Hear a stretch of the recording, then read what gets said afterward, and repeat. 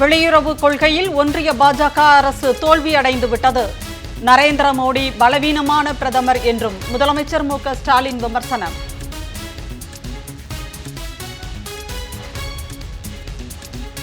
திராவிட model 2.0 அமைவதை யாரும் தடுக்க முடியாது. டிஎம்கேவிற்கு ஒன்ஸ் மோர், என்டிஏவிற்கு நோ மோர் என முதலமைச்சர் மு க ஸ்டாலின் சமூக வலைதள பதிவு.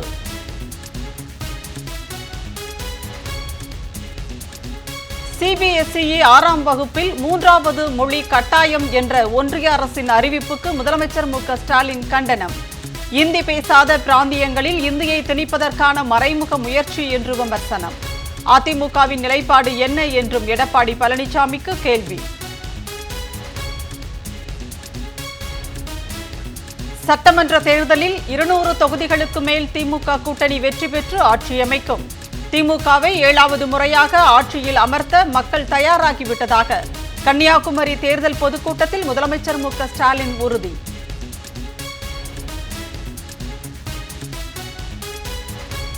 சிறுபான்மையினருக்கு எதிராக ஒன்றிய அரசு கொண்டு வந்துள்ள புதிய மசோதா மனித குலத்திற்கே எதிரானது. மதவெறி பார்வையோடு செயல்படும் மோடி அரசுக்கு முதலமைச்சர் மு க ஸ்டாலின் கடும் கண்டனம்.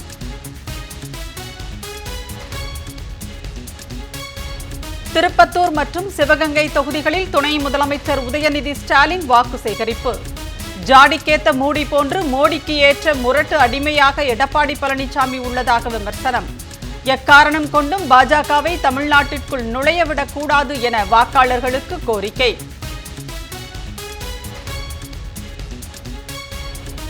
வெளிநாட்டு பங்களிப்பு சட்டத்திருத்த மசோதா மூலம் கிறிஸ்தவ அமைப்புகள் நடத்தும் கல்வி நிறுவனங்கள், மருத்துவமனைகளை முடக்க முயற்சி. ஒன்றிய பாஜக அரசு மீது திமுக எம்பி வில்சன் குற்றச்சாட்டு. சிறுபான்மையின மக்களுக்கு எதிரான வெளிநாட்டு பங்களிப்பு சட்டத்திருத்த மசோதாவை முழுமையாக திரும்பப் பெற வலியுறுத்தல்.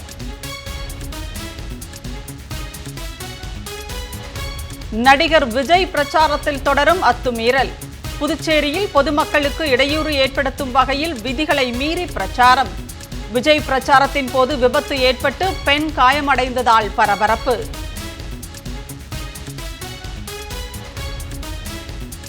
கலைஞரை இமைபோல் பாதுகாத்தவர் திமுக தலைவர் முதலமைச்சர் மு க ஸ்டாலின்.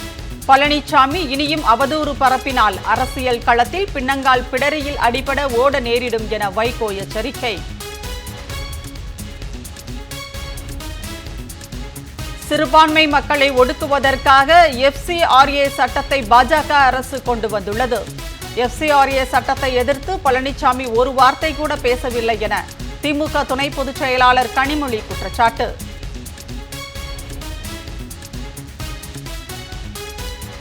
ஜம்மு காஷ்மீரில் கனமழையால் பள்ளிகளுக்கு விடுமுறை. வரும் 7ஆம் தேதி முதல் மழை மேலும் தீவிரமடையும் என வானிலை மையம் எச்சரிக்கை.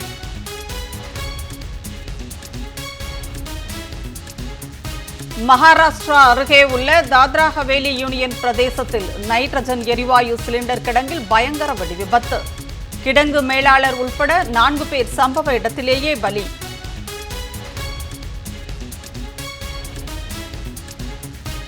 சார்ல்ஸ்டன் ஓபன் டென்னிஸ் தொடர் மகளிர் ஒற்றையர் பிரிவு அரையிறுதிக்கு ஜெசிகா பெகுலா தகுதி.